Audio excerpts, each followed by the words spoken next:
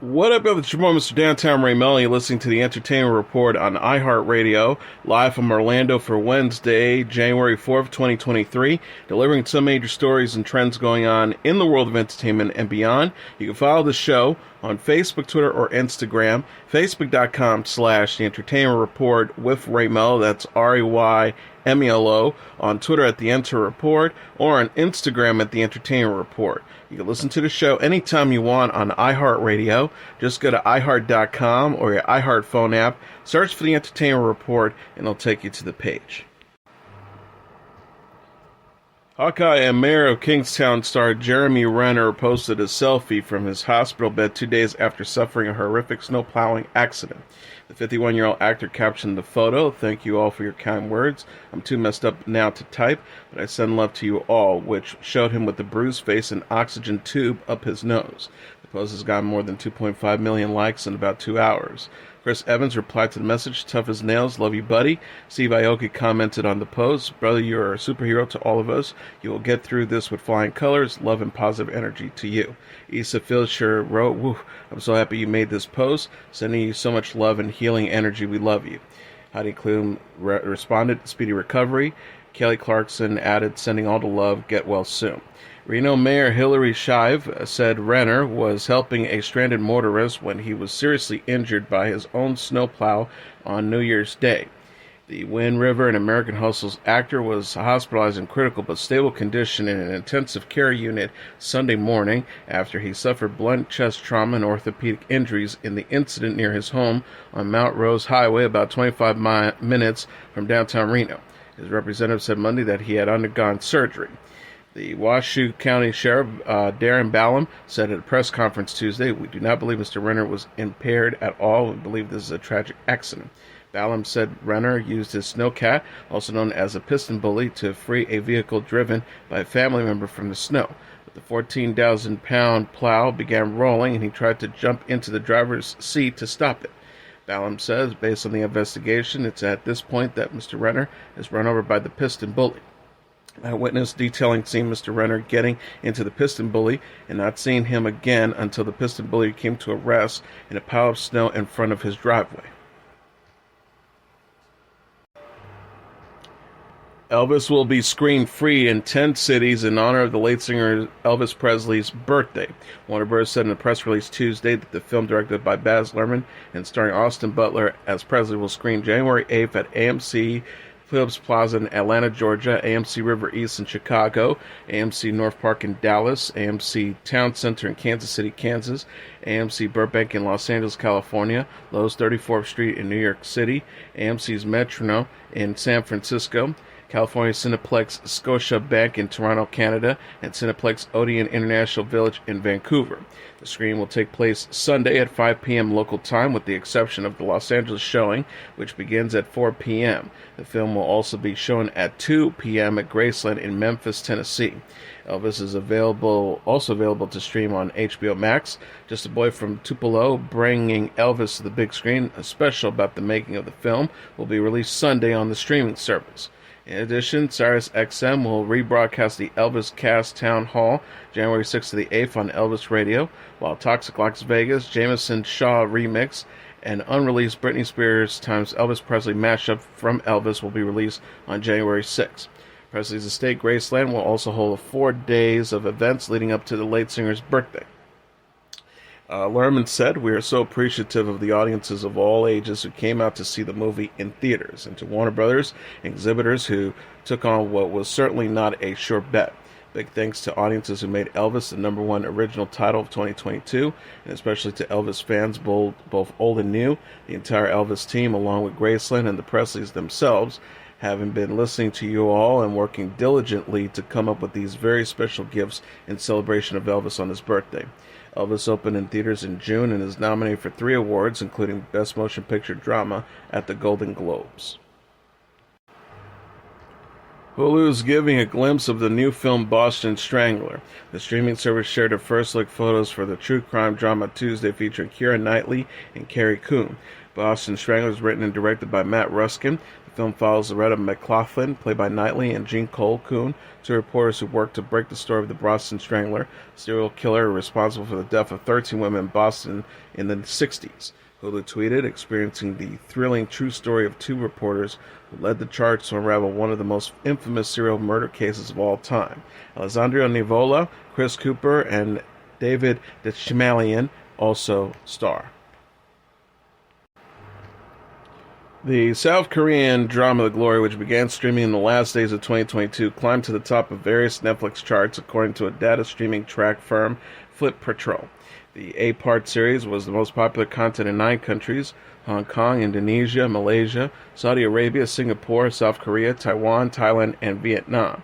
In the U.S., it ranked number 6 on Tuesday. The show, directed by Ah Gil-ho, is about a woman who was forced to drop out of school because of pain and violence she suffered at the hands of others, and as an adult takes revenge in a carefully planned scheme. Planned as a 16-part series, Netflix released the first half on Friday. The remaining half is scheduled for release in March. Ahas told the press conference before the release of the series, in a nutshell, The Glory is about a revenge play, a drama about how a school bullying victim retaliates. The Glory stars most Korean actors and actresses, including Song Hye-kyo, Lee Dong-hun, Lim Jong-young, and Yo Han-ran. Song, one of the most established Korean wave actors, plays the victim's retaliator. The tragic story is by Kim Yoon-suk, who created such popular dramas as Descendants of the Sun. Hollandam Pictures, an affiliate of one of Korea's largest studios, Dragon Studios, produced the show. Amazon is giving a glimpse of Hunter Season 2. Prime Video showed a trailer for the show's second and final season Tuesday. Hunters is an alternative history drama following a group of Nazi hunters living in the 70s New York. The series follows a team as they attempt to stop escaped Nazi officers from creating a Fourth Reich in the United States. Logan Lerman, Al Pacino, Josh Radnor, Tiffany Boone, Lena Olin, Udo Kier, and Jerika Hinton star. The trailer shows the hunters recruit a new team member, Shaba, played by Jennifer Jason Leigh, to help find Hitler, played by Kier, and end him once and for all. Series creator David Wild told Entertainment Weekly in November, "For me, as a kid growing up on Long Island, being Jewish, there was always this frustration, that anger that Hitler got away with his crimes, that he was never brought to justice, he was never arrested, killed, tried, that he made a decision at the end of his life." So Hunters being a show of a catharsis, about Jewish empowerment, about wish fulfillment for Jewish kids like me, who grew up wanting to reclaim power. Season 2, I hope, will be that catharsis. Hunter is created by Weil and executive produced by Jordan Peele. Season 2 premieres January 13th on Prime Video. Outer Banks will return for a third season in February. Netflix shared a premiere date February 23rd and first look photos for the season Tuesday. Outer Banks is a teen drama series following a group of friends known as the Pogues living in the Outer Banks of North Carolina. Trey Stokes, Madeline Klein, Madison Bailey, Jonathan Davis, Rudy Pankow, Austin North, Charles Easton, and Drew Starkey star. Season 3 will see the Pogues face new dangers as they resume their search for treasure. The official synopsis reads, as after losing the gold and fleeing the Outer Banks, Season 3 finds the Pogues washed ashore on a more deserted island than, for brief moments, seems like an idyllic home. But things quickly go south for John B., Sarah Kiera, Pope, JJ, and Cleo when they find themselves once again caught up in the race for the treasure, quite literally running for their lives. Jonas Pat, and Berg also serve as executive producers.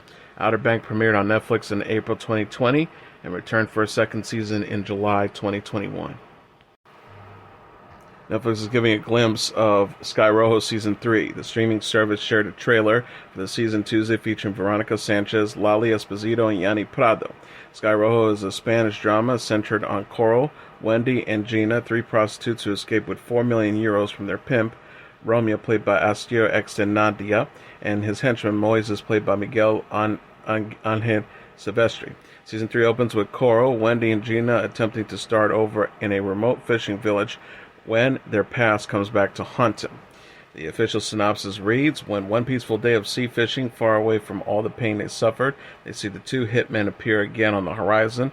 On the seas, they understand at a glance that their victory is only a partial triumph. You can resurrect, you can change your life, but you cannot forget where you came from, because the day you do, the past appears at your door. Sky Rojo is created by Money Heist creator Alex Pina and Esther Martinez Lobato. Season 3 premieres January 13th on Netflix. Jamie Lee Curtis and Quentin Tarantino were among the first Golden Globe presenters announced Tuesday. Other stars confirmed to hand out prizes are Ana de Armas, Ana Gasteyer, Billy Porter, Coleman Domingo, Michaela J. Rodriguez, Natasha Lyonne, Nicole Byer, Niecy Nash-Betts, and Tracy Morgan. The gala honoring excellence in film and television will be hosted by comedian Gerald Carmichael. It is set to air January 10th on NBC and stream on Peacock. Eddie Murphy will be the recipient of the 2023 Cecil B. DeMille Award, and Ryan Murphy will be presented with the Carol Burnett Award. The Hollywood Foreign Press Association presents the awards each year.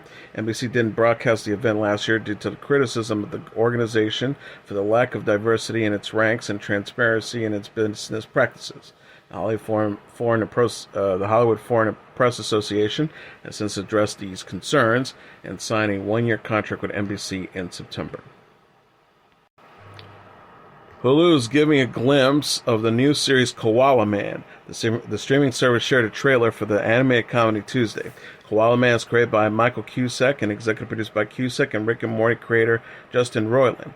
The series follows Koala Man, played by Cusack, an average dad and below-average superhero who takes on crime and a new psycho-evil in the fictional Australian suburb of De Pato. Hugh Jackman, Sarah Snook, Jermaine Clement, Hugo Weaving, and Alexander Daddario also star in voice roles.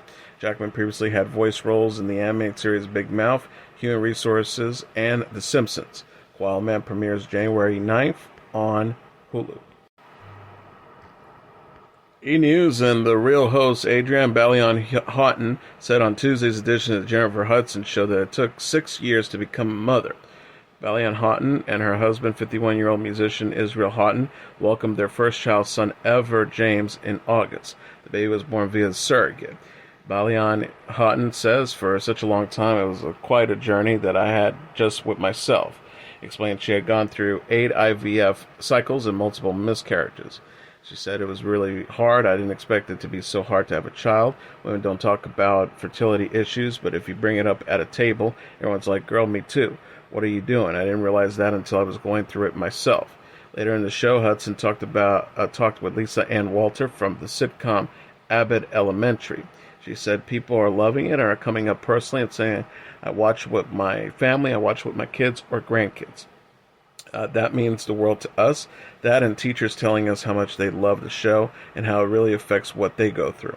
Abbott Elementary returns with fresh episodes on Wednesday.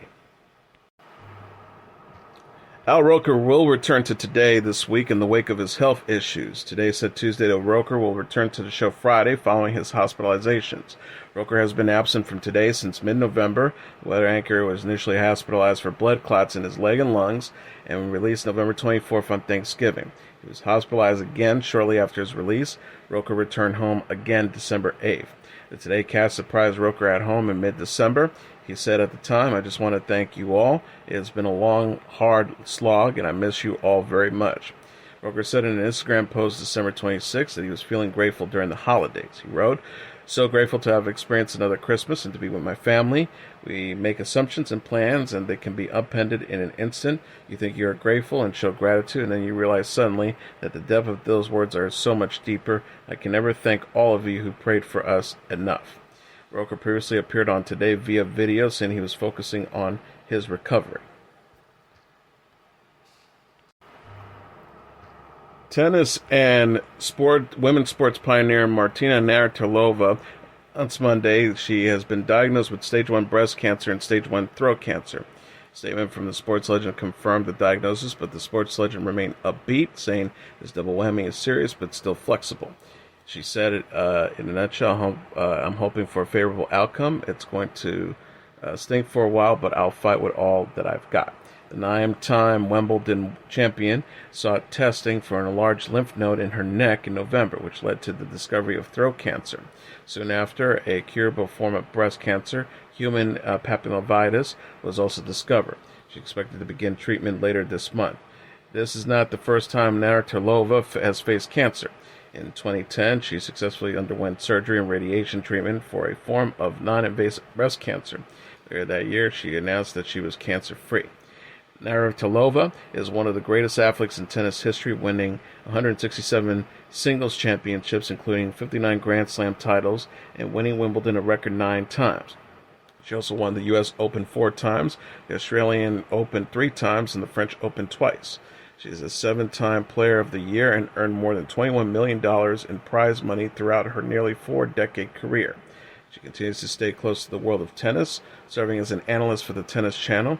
She says she will be stepping away from covering the Australian Open as she enters treatment. And finally, De La Soul's music catalog is coming to streaming service in March. The hip-hop trio announced Tuesday that they will be releasing their catalog on streaming services for the first time on March 3rd. Reservoir Media, which acquired the catalog as part of its acquisition to Tommy Boy Records in 2021, confirmed the news in a press release. The release of De La Soul's first 6 albums, 3 Feet High and Rising, 1989, De La Soul is Dead, 1991, Bullhorn Mind State, 1993, Stakes as High, 1996, Artificial Intelligence, Mosaic Thump, 2000, and AOI Bionics, 2001, on streaming services will coincide with the 34th anniversary of the release of the group's debut album, 3 Feet High and Rising. De La Soul will celebrate by releasing the single The Magic Number on January 13th. The song appears on 3 Feet High and Rising. De La Soul said in a joint statement, "We can't believe this day is finally here, and we're excited to be able to share our music with fans old and new. Gunnar, Rel, Faith, and the Reservoir teams have been great partners in this entire process. We're grateful that our relationship with them has enabled us to this happening." Reservoir President Rel Lagerfarg added, "Bringing De La Soul's music to streaming services is a big moment for Reservoir, Chrysalis, and fans everywhere. It's a real testament of our team and the group that we are able to execute these plans together. We can be prouder to embrace De La Soul's historic artistry and support them in sharing their music with the world." De La Soul's previous efforts to bring their music to streaming service were held back by licensing issues and contract issues with Tommy Boy Records. And that was your entertainment report for Wednesday, January 4th, 2023. I'm your host, Mr. Downtown Ray Melo. I'll be back tomorrow to deliver some major stories and trends going on in the world of entertainment and beyond. You can follow the show on Facebook, Twitter, or Instagram. Facebook.com/The Entertainment Report with Ray Melo. That's RAYMELO. On Twitter at The Enter Report, or on Instagram at The Entertainment Report. You can listen to this episode or any previous episodes of The Entertainment Report anytime you want on iHeartRadio. Just go to iHeart.com or your iHeart phone app. Search for The Entertainment Report, and it'll take you to the page. Good night, and God bless you all.